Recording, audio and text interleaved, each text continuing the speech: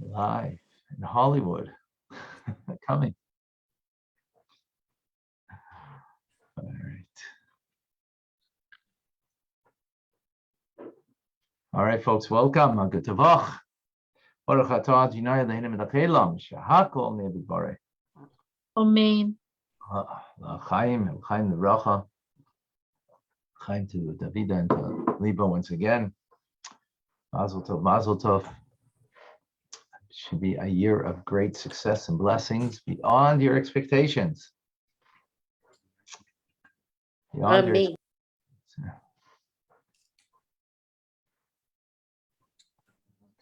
So, what gives us the power for change? Do we have that power? Or, are we just creatures of habit that we, take me for who I am? This is, accept me for who I am. And that's it. Now, that doesn't mean we shouldn't accept people for who they are. Absolutely. But that's someone else to accept them for who they are. But for ourselves, are we able to change? And how are we able to change? What gives us the power to be able to change? After all, the nature of the individual and the nurture of the individual are very powerful. And so who we are in our, so to speak, DNA, and who we are by the surroundings that we have dictates so much that often, we feel that we are kind of stuck in a pattern. So how do opposites come together? Stuck in a pattern and trying to get beyond that pattern. Are we able to? Where do we get that strength from? So this week, the Torah portion is Tazria. So Tazria is in reference to a woman who gives birth. Tazria, she conceives and gives birth to a child, and then it speaks about certain laws about the impurity after birth and, the offerings and so on. And at the same time, this Shabbos also, we read a special portion. It's Shabbos HaChodesh. It is the last of the 4 special readings that we have.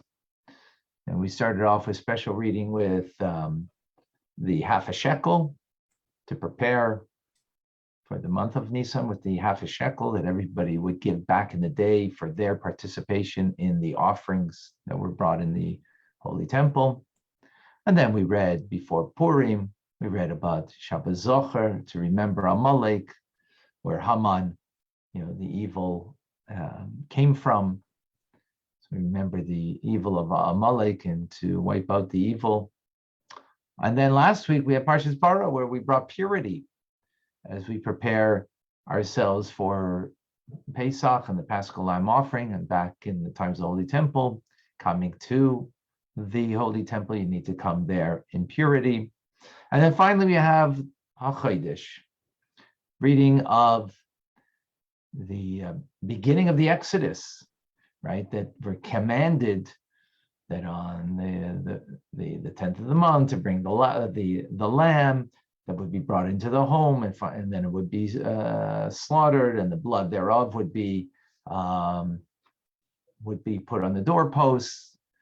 And what we got to do is skip over the Jewish homes and then bring only death in the final of the 10 plagues to the Egyptian firstborn. So Tazria, which is speaking about the concept of a woman conceiving. So in mystical terms, that's the idea of from below trying to reach above.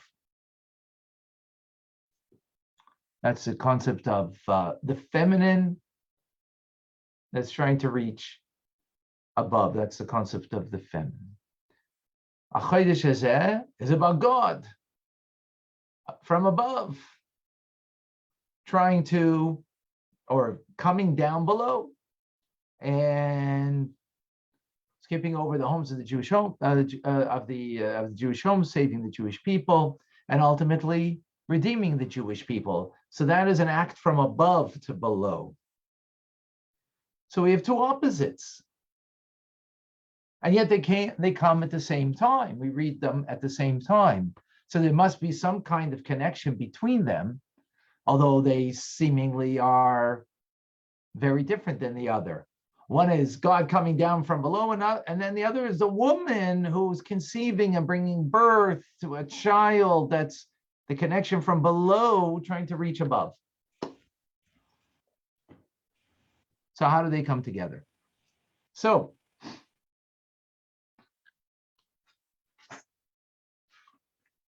we'll understand this by giving some greater depth to understanding. Hold on.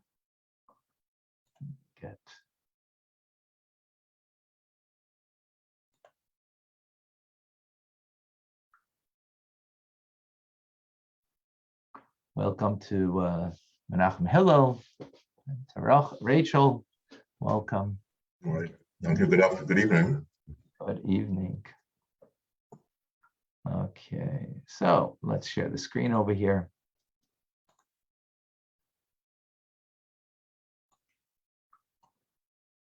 Okay, there we are. So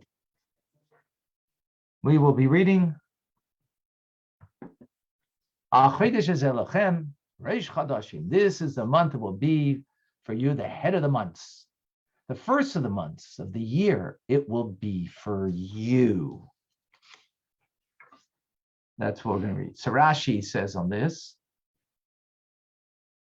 regarding the month of Nisan, God said it will be the first in the order of months. Year will be the second, called the second, and Sivan will be the third. Now, as we all know, that this text, of course, is not referring to the beginning of the year, because we all know the beginning of the year is Rosh Hashanah, the month of Tishrei. That's when the cycle of the year begins. But the cycle of the months begins Nisan.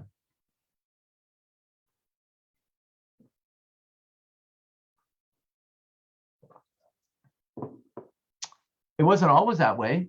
The cycle of the months actually, before this, was the beginning of Tishrei. But it no longer will be the first month. Nisan would now become the first month.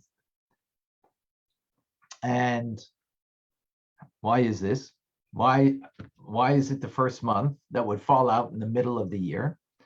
So the Ibn Ezra explains in the following text.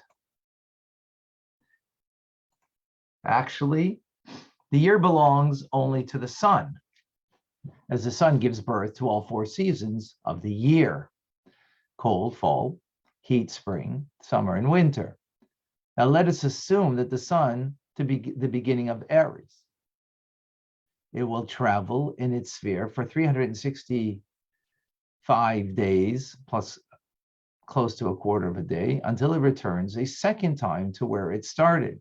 This is why a year is called Shana, repeat, right? It repeats the same cycle. Now the moon has no year, just as the sun has no month. The sun never experiences renewal, right? It just repeats the cycle. It's not renewal, just a repeating of a cycle. Only the moon's light is renewed, right? It renews because it waxes and wanes throughout that month. It is because of this that the month is called HaChodesh, new. Right? It's called new. So the Ibn Ezra is pointing out that the year and the month are completely independent systems. The year doesn't divide into 12 months, but only into 4 seasons. And the months don't cycle into an annual circuit, only into a monthly circuit, right? Obvious things that we know. So that means that the months have no bearing on the annual cycle, right? And the year has no bearing on the monthly cycle. They're completely different tracks. One belongs to the sun and the other belongs to the moon. Right? This is why the cycle of the months can be completely independent from the annual cycle. They're not tied with each other. And the year can begin at one time, and the monthly cycle can begin at another time. So the Torah shows that the month of Nisan should be the beginning of the months of the year because it's a completely independent cycle of the yearly cycle of the sun. And that the sun, this cycle that is independent of the monthly cycle, should begin with a seventh month, but that doesn't matter that it's a seventh month. It's irrelevant to it because in a yearly cycle, there's no months. Right? There's no inherent months. We impose months, but there's no inherent month. So now we understand why we have a distinction between months and the years. One has nothing to do with the other, completely independent of the other, right? Again, months don't fit into a yearly cycle, and the year doesn't have months in it. So God shows that the beginning of the year should be Tishrei in its own cycle, and the beginning of the months of the year, that it's in its own cycle that has nothing independent of the yearly cycle, should begin with the month of Nisan. Okay, so we answer this question, but this begs other questions then. Why? Why do there have to be two different cycles that start at two different times? It's true they're two different cycles, right? The sun and the moon are not dependent on each other. But just as you could have started from the beginning of Nisan, the months, you could have started the beginning of the months also from Tishrei. But we see it's not that way. So why is Nisan, and of all the months, why is Nisan chosen as the beginning of that cycle?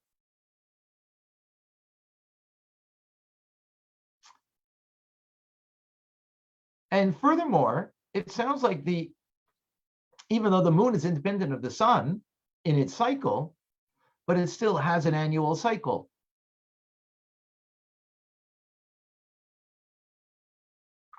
So when we speak about the years, there's a natural cycle of a year.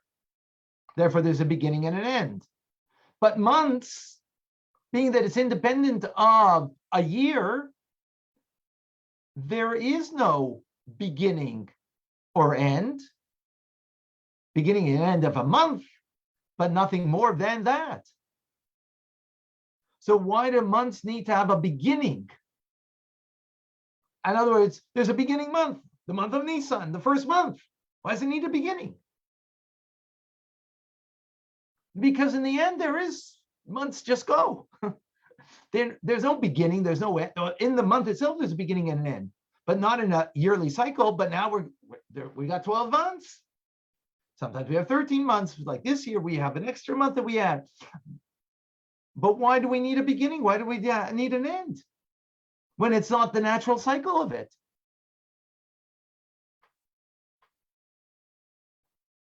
Right? Because months are just continuous. And you see that by another faith, that that's why their monthly fasting always changes, because hey, months have nothing to do with a year. But we make it to do with a year because this is the first month of the year. So why do we even have a first month? And if it is a first month, why make it so confusing and make it a different time, the month of Nisan? Just make it when the beginning of the year starts. Make it that month then. It seems almost artificial. And finally, we need to understand, of course, there needs to be a lesson to be learned from this. What's the lesson?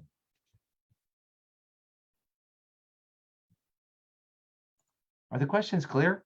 Let me make sure before we go ahead. Yeah? Chaim. Menachem Hillel, clear? Michael? Leslie? Abigail? Yeah? Someone not, if it's not clear for someone, can they please speak up? Okay, so that means we're clear. Beautiful. So calendars are an important thing because they help us, keep track of our days, our months, our years, right?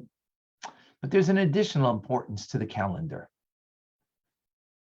And it will give us a deeper understanding of the months that become necessary for us to appreciate and why Nisan was chosen as the first month. In the words of the Ramban,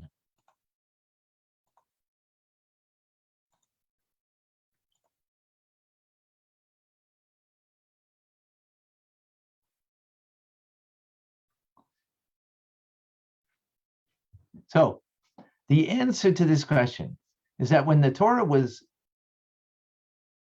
says regarding Nisan, this month is for you, the head of the months, the first of the months of the year, it is for you.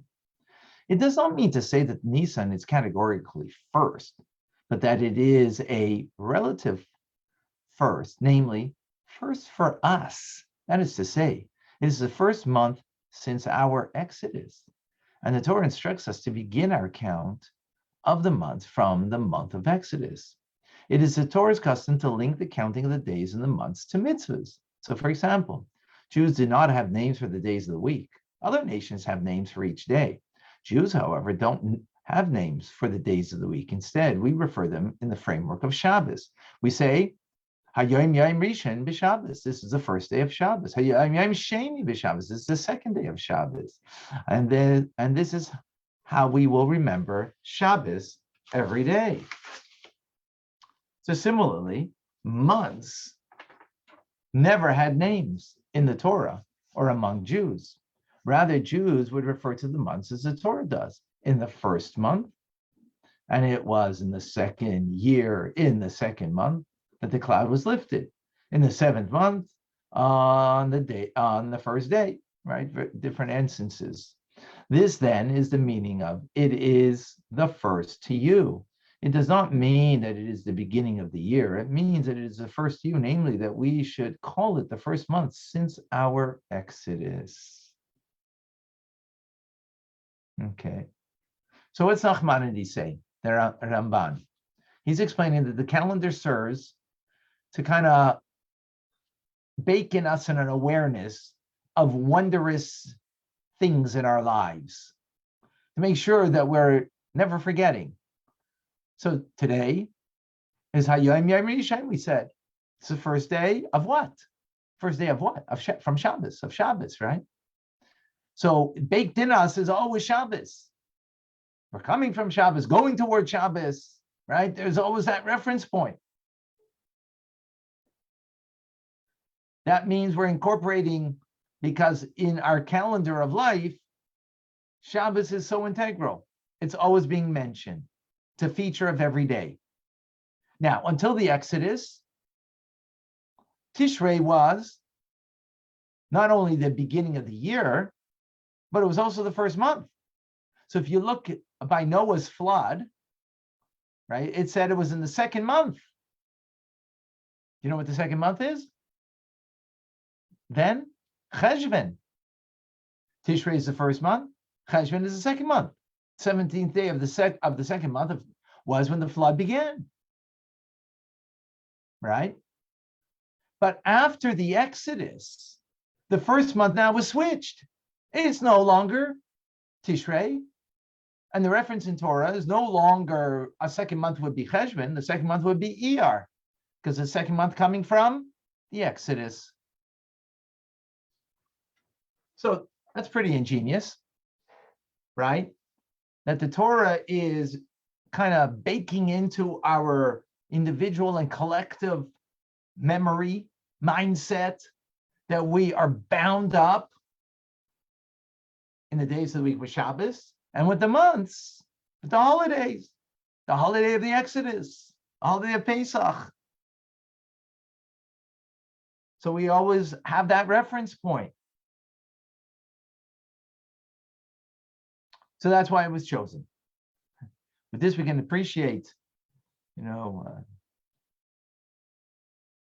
when David Ben-Gurion was questioned about the land of Israel and why you should get the land of Israel, the Jewish people. What kind of connection do you have to it? So this was before the Anglo-American Committee of Inquiry. So this is what he said. About 300 years ago, the ship set sail for the New World, and its name was the Mayflower. This was an important event in the history of both England and America. And for this reason, to this day, every American child knows the Mayflower, the Pilgrims, the Plymouth Rock, and Thanksgiving Day. I'm, however, interested to know if any Englishman or American, for that matter, is aware of the hour and the day that the Mayflower set sail. Does any child or even adult know how many pilgrims there were in this historical voyage? And what were the names of the families? What did they wear? What did they eat? Where did they get their water to drink? What path did they navigate and what happened en route? Behold, it's more than 3,300 years ago when our people left Egypt. Every Jew in the world, in America, Soviet, Russia, Yemen, and Germany knows that his ancestors departed precisely on the 15th of the month of Nisan. And what did they wear? Their loins were girded, their sandals were on their feet, and their staffs were in their hands, as it says in Exodus. They ate matzahs and they arrived at the Reed Sea after a 7-day journey. They know the names of their ancestors and they can quote them to you from the 5 books of Moses. To this day, Jews world over eat the same matzahs for 7 days, starting from the 15th of Nisan each year. And they can relate the story of the Exodus. And they end by shouting 2 phrases that children and parents and grandparents have been saying for 2,000 years. We're our slaves. Next year, we will be free men. Now we are in exile. Next year, we will be in Jerusalem, in the land of Israel. This is the nature of the Jews. Very powerful. So we have as Jews an outstanding accomplishment that it's 3,300 years since the Exodus, and yet this date is part and parcel of our very DNA. We're never going to forget.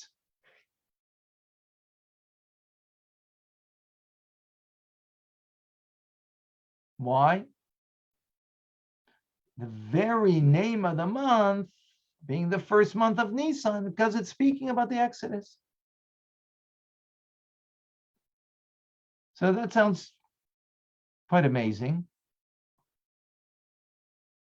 But a bit of a challenge, because it seems that the reason why Nisan is the first of the month, we're saying, is because of an historical event of the Exodus. And that Exodus is baked into our very individual and collective Jewish minds and hearts and into our very DNA, right? That we should remember and never forget. But it seems to be like it's superimposed onto the nature of what the months are. I mean, the months have nothing to do with the Exodus itself, right? It just happens to be in that time. So in other words, the monthly track has no need for a beginning and an end, to say, this is the first month,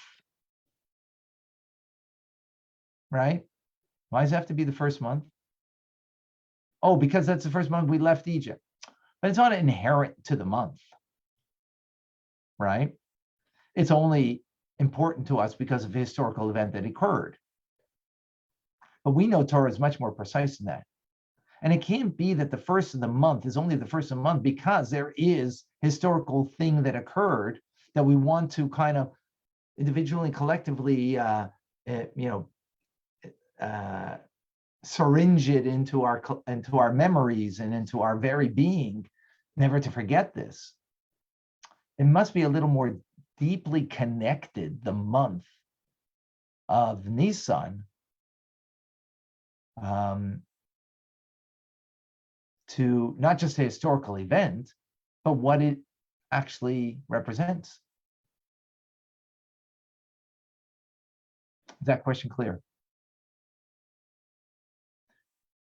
So Rabbi says we got to dig a little deeper and to understand the months, why the months have an annual cycle. Remember that's an issue over here, right? Naturally, months don't have an annual cycle. So there's no first, there's no second, there's just a continuum.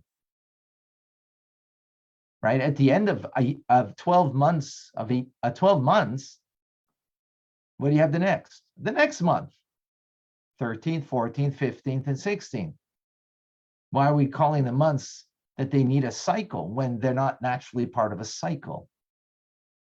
Not a cycle of a year, cycle of a month only. So let's better understand the symbolism of these two tracks, months and years. That's what we need to understand. Months that are based on the moon and years that are based on the sun. Months that begin with Nisan, moon-based. Years that are based on Tishrei, the beginning of the year, that is based on the sun. We're good? See where we're going? All right. So the Midrash states, when God chose the world, he designated dates for the new months and new years. This tract is indicative of the natural law that governed the universe at its inception. Accordingly, the month of Tishrei, when natural law was created, was designated as the beginning of the year. And all subsequent months followed from Tishrei. That was at the beginning, right? Because in the beginning, God created natural law. Natural law starts beginning of Tishrei. That's the beginning of creation.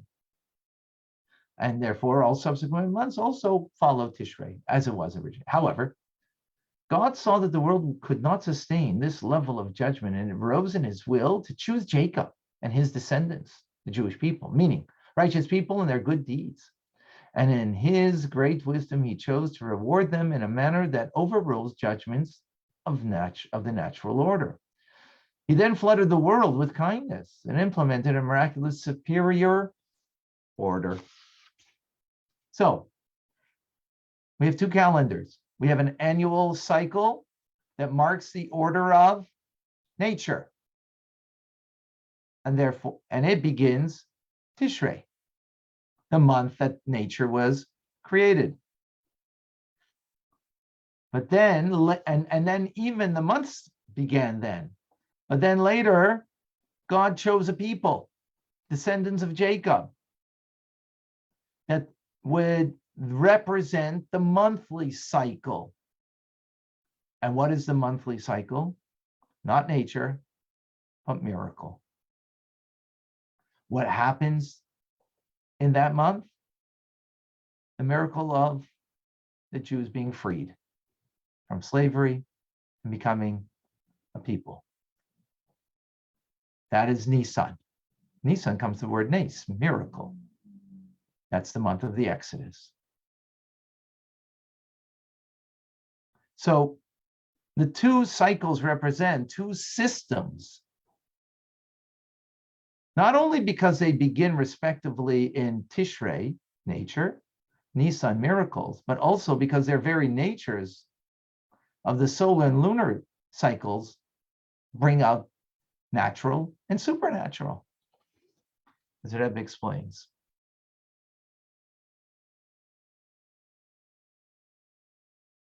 The natural order is a steady system that never ceases or changes. It is therefore analogous to the light and the cycle of the sun that is never changing.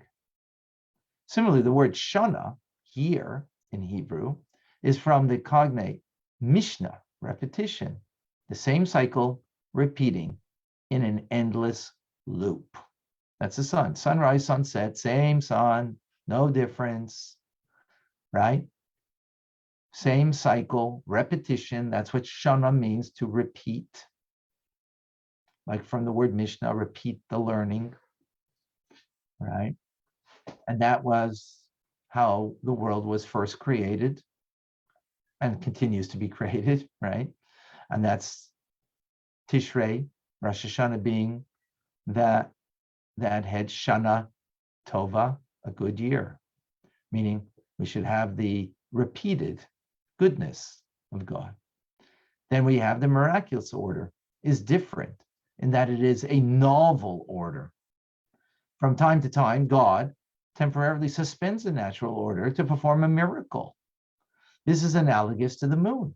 Why? Why to the moon? Because the moon fluctuates each day and its light is renewed each month. Accordingly, HaChodesh, month in Hebrew, is from the cognate chidush, novelty, right? So what do we have here? We have two cycles, one that reflects nature and one that reflects the supernatural. In other words, there's two ways that we see the world. There are two ways that we engage in time, right? We have a cycle of the sun, which is natural, sunrise, sunset. The sun doesn't change. It just constantly is an endless loop repeating itself. Shana. That's what it means, right? Repetition. But then we have another cycle. We have another way to relate to time and life, and that is the supernatural order of things. That's changing. What do you mean? It's changing from nature, right? Changing from nature. So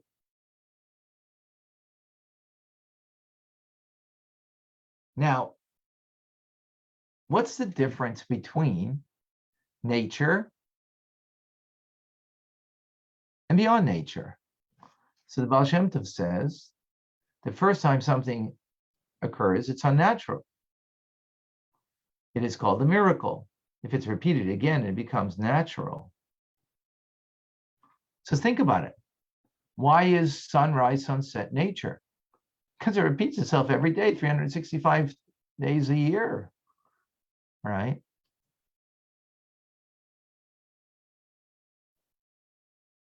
Why do we see, the power of the ocean, the river's current, beautiful mountain peaks, a bed of flowers, whatever it is, maybe beautiful, but it's nature's beauty. Nothing miraculous, seemingly. But when we look a little more deeply, no, actually it is miraculous. Only because we grow accustomed to it, we call it nature. But really, nature is nothing more than a miracle that happens very often. And because it happens so often, we lost its wonderment. But in fact, it is wondrous. Right? That which we call a miracle, when the sea splits or manna falls from heaven. Well, what would happen if the sea split every day or manna came from heaven every day? How would we relate to it? Oh, been there, done that. It's nature. We would take it for granted. So all this tells us is one thing, that the natural is just as miraculous and supernatural as the supernatural is. And that the supernatural is as natural as that which occurs naturally. How come? Why?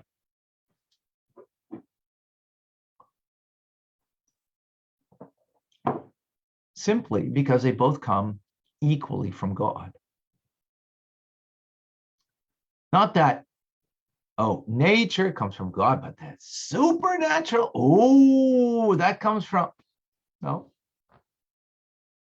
different. The effort for sunrise, sunset, or to split the sea, no distinction. Actually, sunrise, sunset, you could say, is a bigger miracle. Splitting the sea means only to take the nature of water that is to flow, and you made it stand up like a wall. So you're just changing the nature of water. But sunrise, sunset, it's the word of God that is animating the sunrise and sunset. That would be totally turn into nothingness if the word of God were to be taken away. But in the end, really what they are two sides of the same coin. Why? Because they're both equally coming from the same God. In other words, God acts in two ways. He conducts the world's affairs in the natural order, binding the very nature of the world with God. And the fact that it's unchanging and always dependable is only because the word of God is constantly creating it in that manner.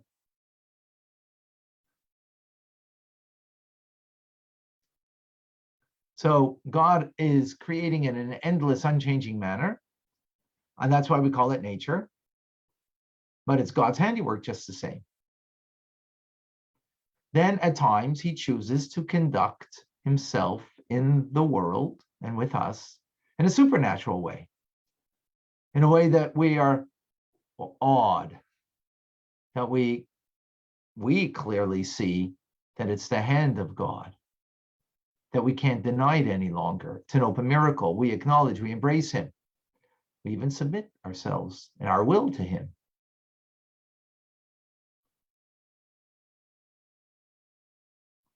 But in the end, it's God choosing one way or the other way to interact with us in the world, naturally or supernaturally, is really the same thing, coming from the same oneness of God.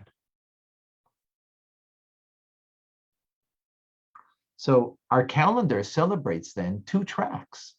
Why? Because one track is the yearly feature to tell us how God deals with us through nature. And then we have a cycle of the months that God deals with us in a way that he overrules nature in a miraculous way.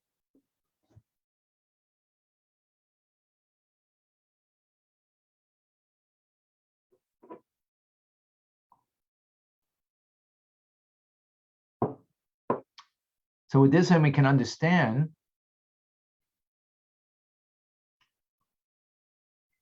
why there's a beginning and an end to months. Because it's not because it's just merely historically we were released, came out of Egypt in this month. Our freedom and our beginning of nationhood is at this time.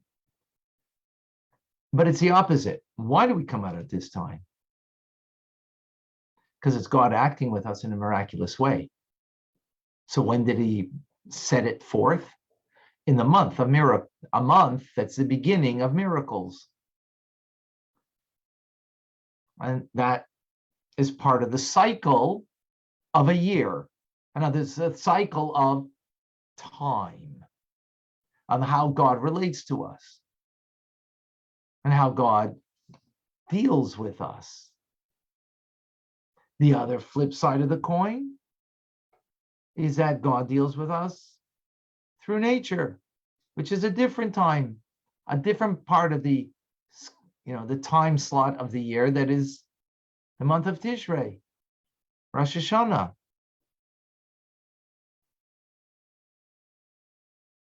So what do we have over here? We have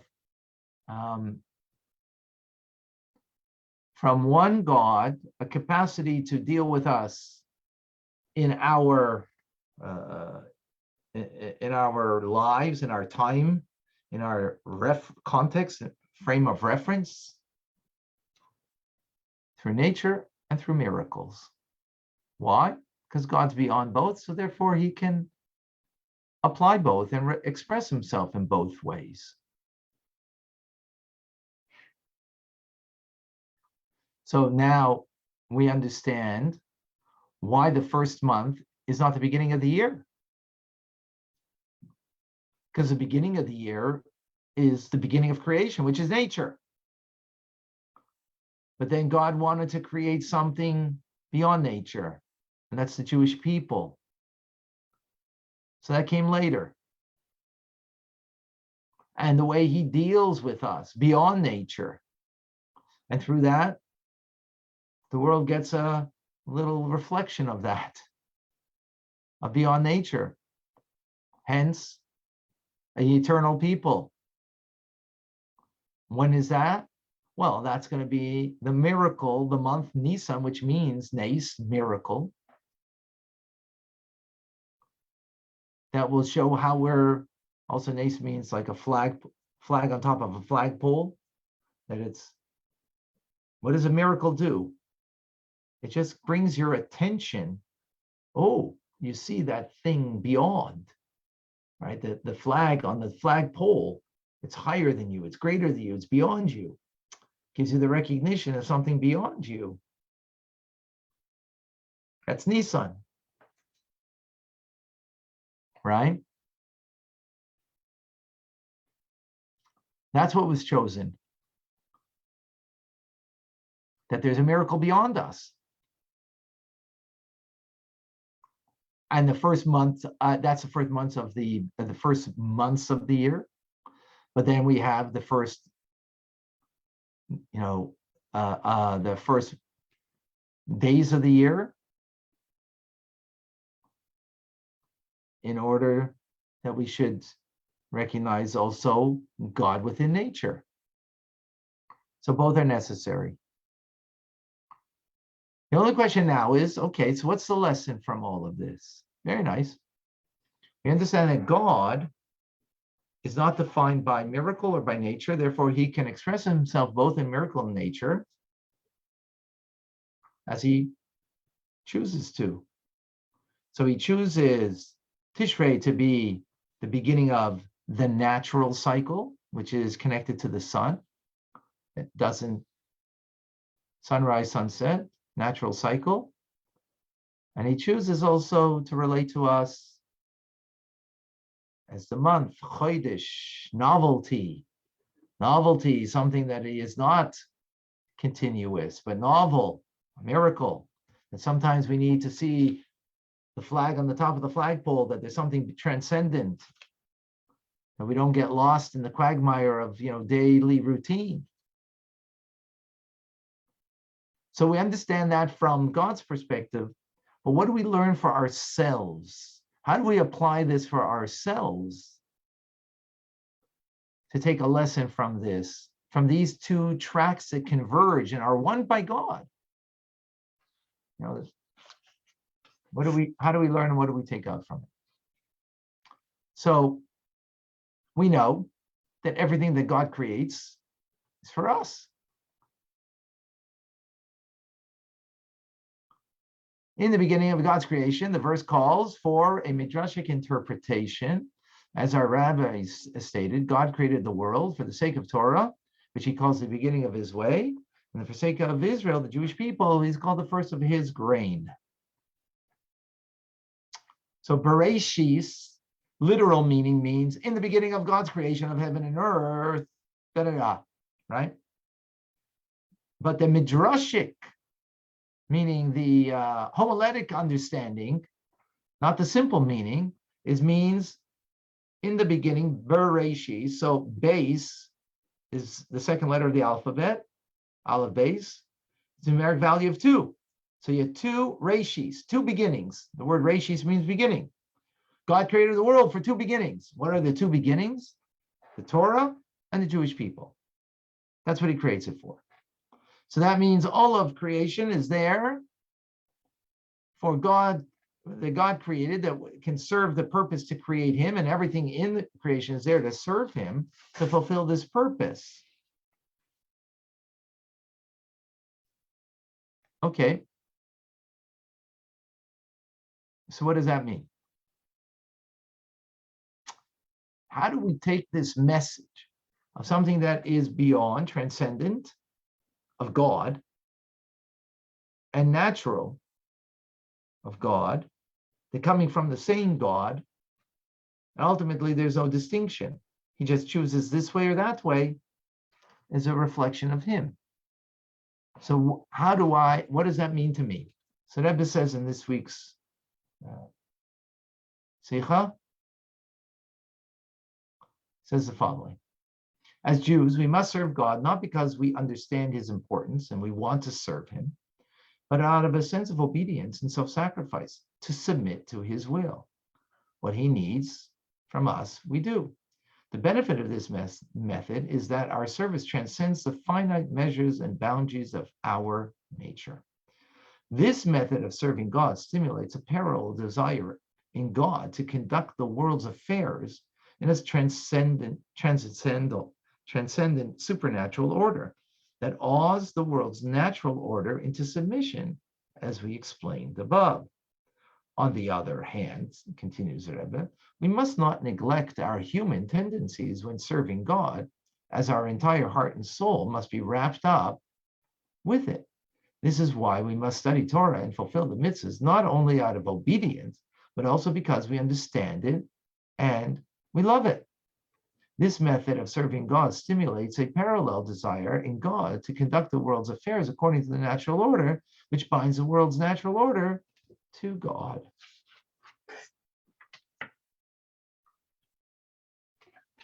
Very powerful idea here.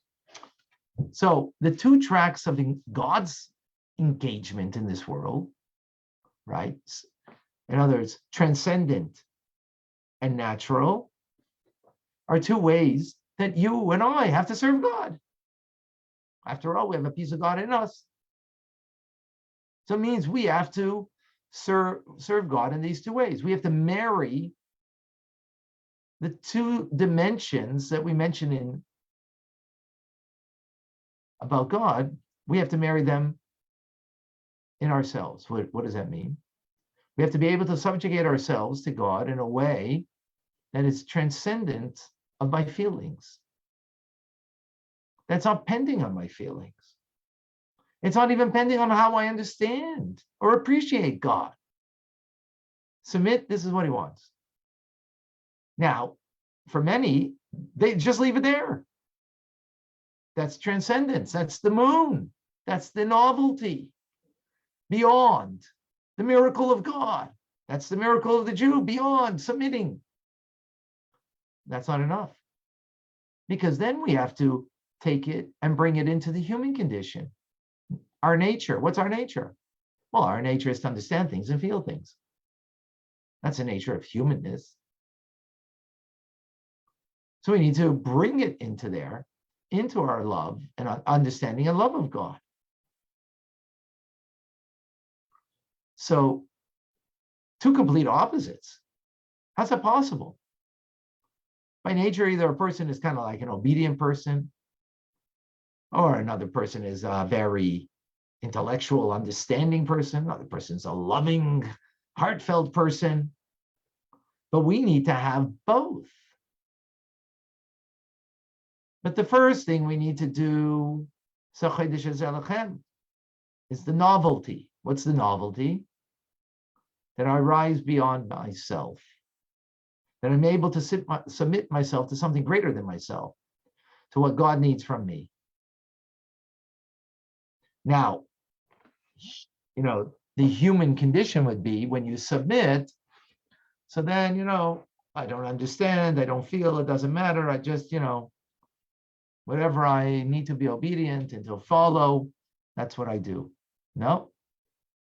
that would be missing the point here. You'd be like the moon. You would be over the moon, right? You would be miraculous, but then God would not be touching nature. Like, why can't God just do miracles then? You know why? Because he doesn't want to only touch beyond nature. He wants to touch nature itself. He wants to be revealed within nature. So it's the same thing as us. That we have a piece of God in us, a nefesh elokis, a godly soul that's a part of God. Likewise, we have the same capability that we can rise above and transcend and be that miracle, meaning beyond what my feelings are, I can still submit and do what God needs, even though I might not be feeling it. And at the same time, I bring it into my feelings, I bring it into my understanding, I engage both. How can you do that? Because we're not limited to just submitting or just to being human. We are like God, has that capability. He gave us that capability within us, which is, wow, unbelievable.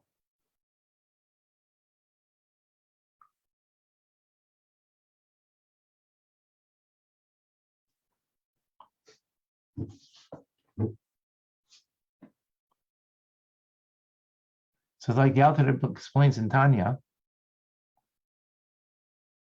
that, the Jew would be ready to give up their lives, right? When it would be a question of faith. They're not going to idolatry or another religion, another faith. For the most part, the Jewish soul is alive enough, it may be dormant in other areas of its life, but when it comes to that, it's fully awake. Similar, like the proverbial story of the mother who her child was caught under a car, stuck under a car, and she picked up the car, right? Went beyond, transcending her nature. Later on, she couldn't pick up, a load of potatoes. It was too much. But to pick up the car was, why? Because the call of the hour. Her child is stuck. Same thing as the Jew. The call of the hour. Jews gave up their lives. Even though they didn't live that way, but they gave up their lives. Transcending nature. Not because it got them a bigger Garden of Eden, not because it gave them, made them into, greater reward. No, just transcending their nature of, human reasoning and feelings. So we have that capacity, but how do you live that way all the time? You can't, unless you can't pick up, can't pick up cars all the time, right? Not giving up your life all the time. So how do you live that way? It's that we have the capacity to strive beyond and to recognize that everything in our lives is about a connection or a disconnect from God. And we understand that. Or better yet, we submit to that, period. Not because we understand it, actually. Even if you don't understand it, even if you don't feel it. I mean, this little thing that I'm going to do is going to really ruin the eternal plan. So, with your intelligence, it's nothing, right? But we submit to it beyond our intelligence. And then we don't remain there. That's the point. We don't remain merely because we need to engage our minds and our hearts and to feel it. That is necessary because we You can't go on sort of, an adrenaline rush you can't always have, right? You can't always be beyond. I mean, you could in a sense, but you also have to bring it from within. That it becomes a part of you in the nature of you, which is nature of humanness, is the mind and the heart. That the mind and the heart are engaged, not disengaged. Because when you transcend your mind, how do you bring it then into the mind? It's because when you're defined neither by transcendence or by mind and heart. What defines you? Jewish soul. That's what you are, period. A godly soul. That's what you are, period. In it, it has the capability of two opposites. Transcending my understanding and feelings, not doing it based on that, committing just because that's what God wants from me. That's what I needed. And then at the same time, because the flip side, it's not negating it. In a sense, it's negating it, but then it's bringing it into it, that it engages the mind and the heart, that it too is on board.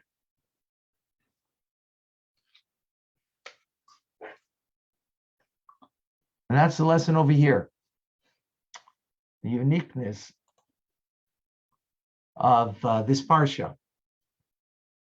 Parsha is Tazria. Tazria means the woman giving birth is nothing more human, nothing more beautiful, right? And it's the concept of from below to above, trying to reach and attach to all the human frailties and challenges to reach above. And then it's also the Shabbos HaChodesh. Chodesh Chidish, novelty, miracles from above, transcending the human condition. And the two have to come together. They're two opposites. That's the power of that God gave us, that we can bring two opposites together. I mentioned this many times, I mention it again.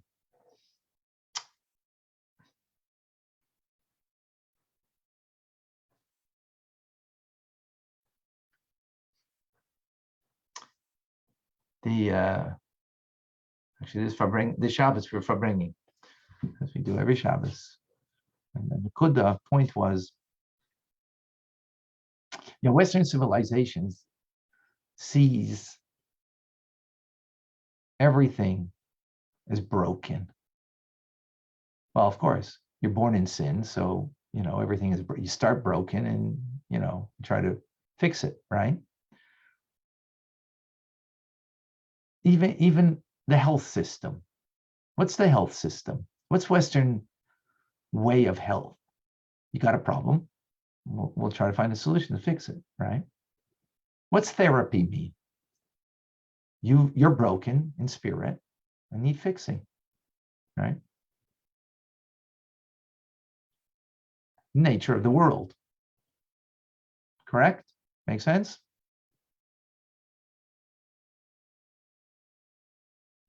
Then you have another faith that, they're trying to be transcendent. They don't care about here. They got 72 Virginians. Made a mistake.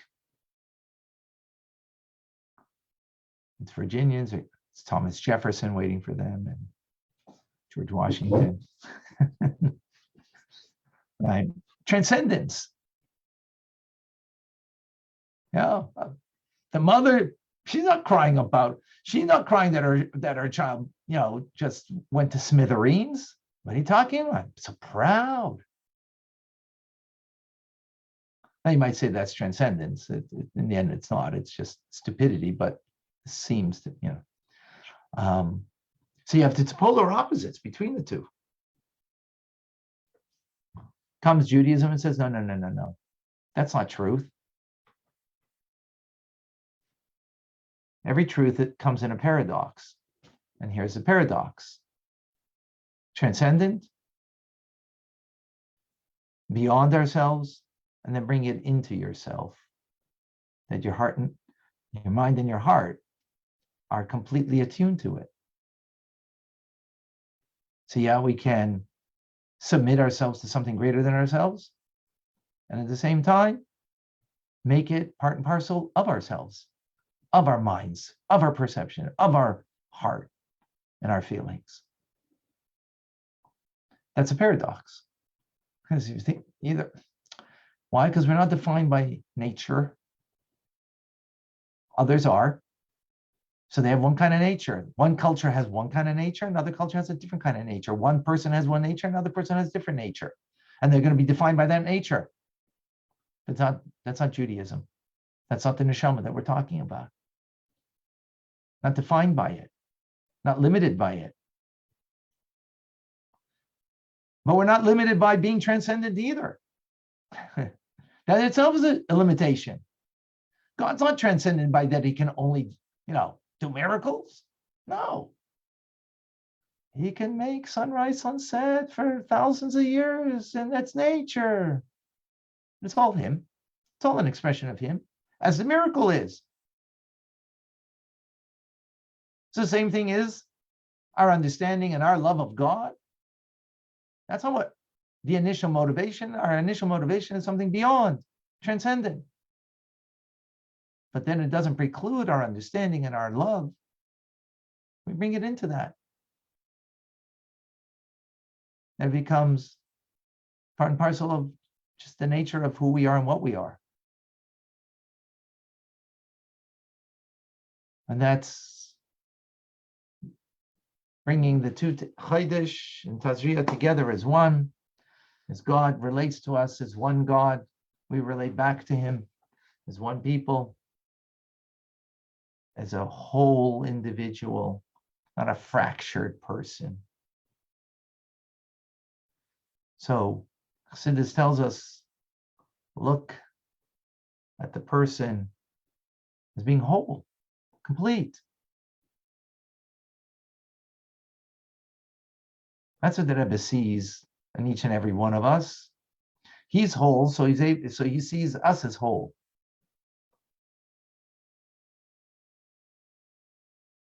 Right? The nature of things would be either you're going to see a person, wow, amazing, or they're broken.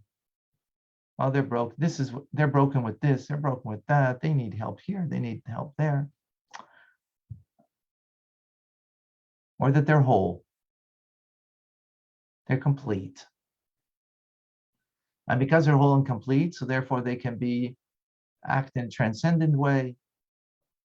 They can submit to something greater than, we can submit to something greater than ourselves, and at the same time, make it ourselves, a part and parcel of who and what we are, humanly, in our mind's understanding and in our heart's feeling.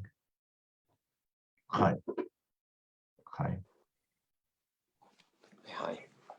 Any questions, any comments, any thoughts? It has been a profound class. Amazing. Thanks for sharing. It's very, very, very deep. Yeah, it's very profound and very what's the word I'm looking like? It's very empowering and very very rich. I mean, listen, the Rebbe's teachings, Chassidus, so it's very rich. Yeah. Yet at the same time, very doable. It's not beyond our ability to live this way. Exactly. So I think the key that in is how we look at ourselves and how we look at another. If we look at ourselves fractured, and we need healing,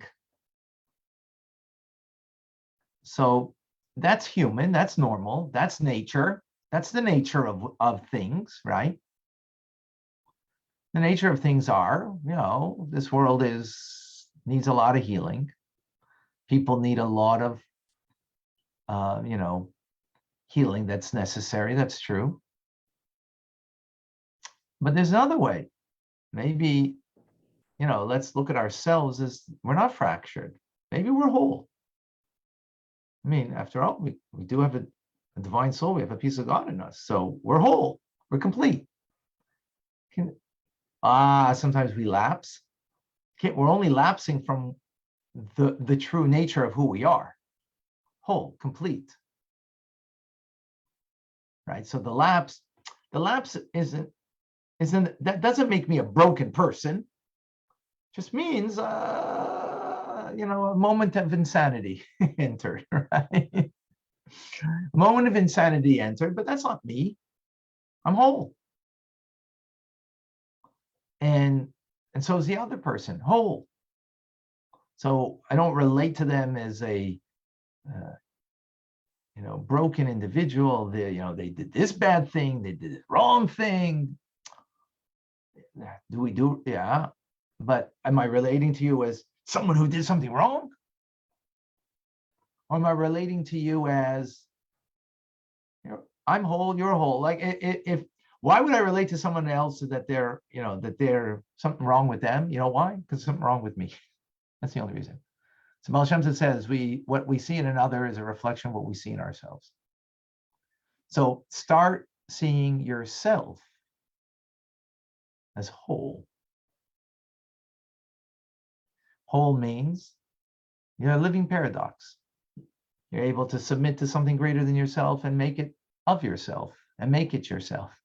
Make it part and parcel of who and what you are. It's not just you're submitting and just, letting go and you lost yourself, No. You didn't lose yourself. You integrated it and make it every part of yourself. That's whole. And that's what we are. So when I see myself that way, and I am that way, maybe I didn't act this way at this moment. Okay, that doesn't take away from the fact of what we are. Then I'll be able to see another person that way.